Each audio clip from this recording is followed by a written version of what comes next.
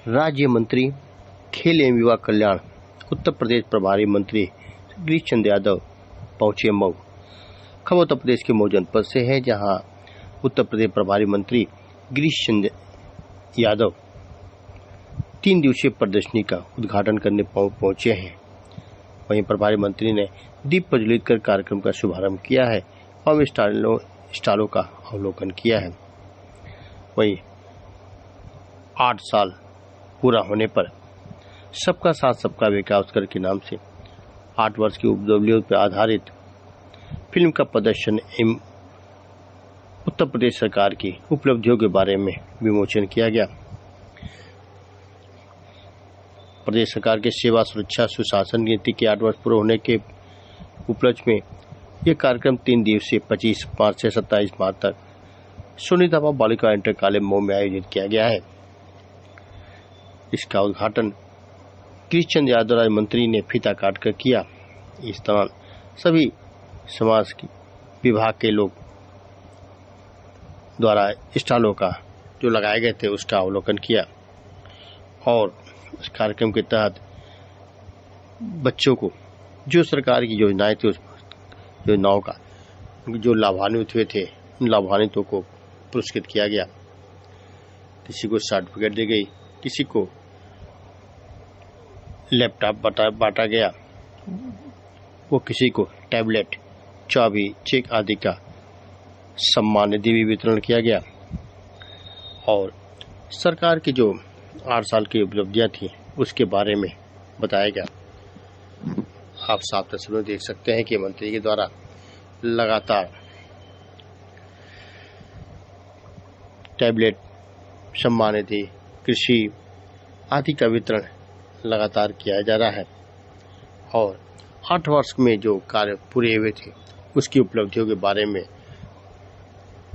जनता के समक्ष अपना विचार रखा और बताया कि हमारी सरकार ने क्या कार्य किया है। इसके बारे में सरकार में माननीय प्रधानमंत्री जी के मार्गदर्शन में के माध्यम से जीरो टॉलरेंस की नीति पर हमारी सरकार ने जो काम किया, जानकारी दी गई।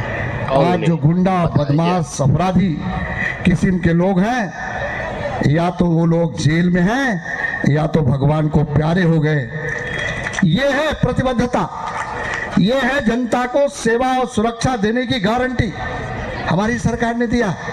इसलिए हम आज इस बात को बताना चाहते कि इन 8 वर्षों के कार्यकाल में हमारी सरकार ने उत्तर प्रदेश की प्रगति के पथ पर कितने आगे बढ़ा और हर क्षेत्र में कैसे आगे ले जाने का काम किया है। अगर एक एक चीजों का हम उल्लेख करें और लेकिन जरूर मैं कुछ चीजों का तुलना अध्ययन कराऊंगा और अगर पूरे चीजों का अध्ययन कराओ तो कई दिन लगेगा, क्योंकि हमारी सरकार ने जो परफॉर्मेंस दिया, जो जनता का विश्वास जीता, जनता की कसौटी पर खरी उतरी हमारी सरकार, वो बताने के लिए हमारे पास बहुत से उदाहरण है। लेकिन मैं कुछ योजनाओं के माध्यम से पिछले कार्यकालों में क्या था और हमारी सरकार में क्या अंतर आया। हम ये बात को नहीं कहते कि जो भी धर्म के लोग हैं उनको भी अपने अनुसार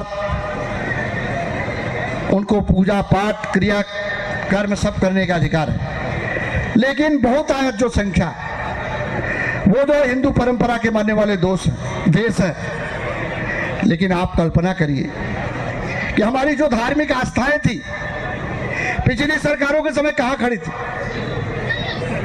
क्या स्थितियां थी।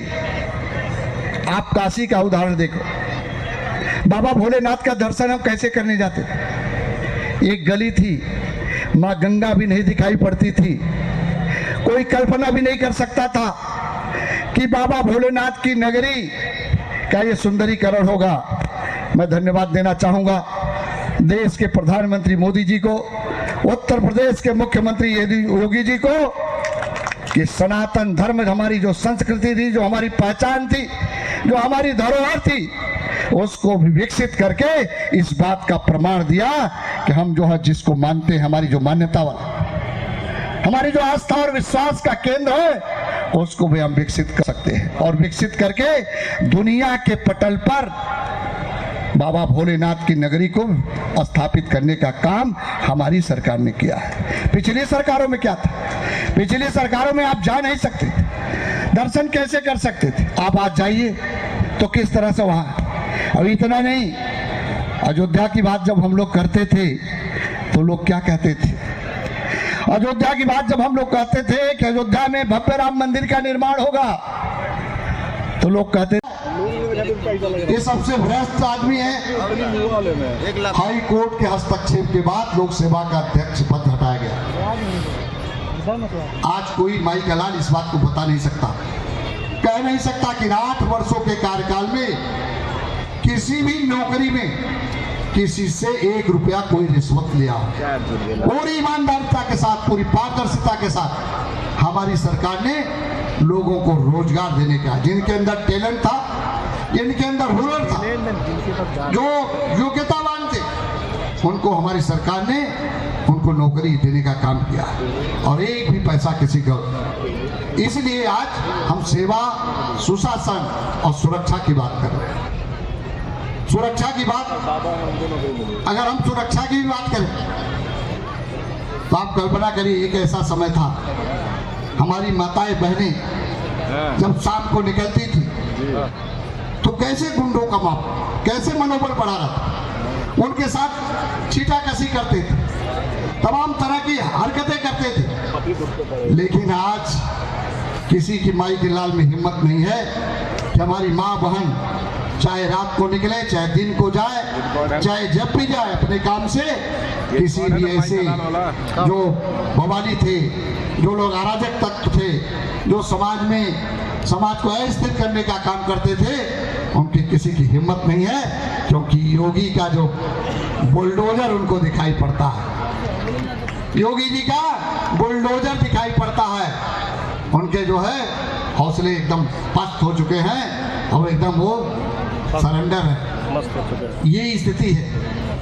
इसलिए सुशासन, सेवा, सुरक्षा, इन 8 वर्षों के कार्यकाल में हमारी सरकार ने जो दिया, चूंकि बहुत वीडियो चला है, मैं बहुत लंबा नहीं बात रखूंगा, लेकिन इतना जरूर बताना चाहता हूं, भारतीय जनता पार्टी की सरकार ने जो संकल्प दिया था, जो जनता से वादा किया था, उस कसौटी पर खरा उतरा और खरा उतरकर इन 8 वर्षों के कार्यकाल में सरकार ने, चाहे वो युवा का क्षेत्र हो, चाहे महिला का क्षेत्र हो, सबको आत्मनिर्भरता की ओर ले जाने का काम हमारी सरकार ने, किसान हो, जो पंजीकृत श्रमिक है उनको भी दे दिया,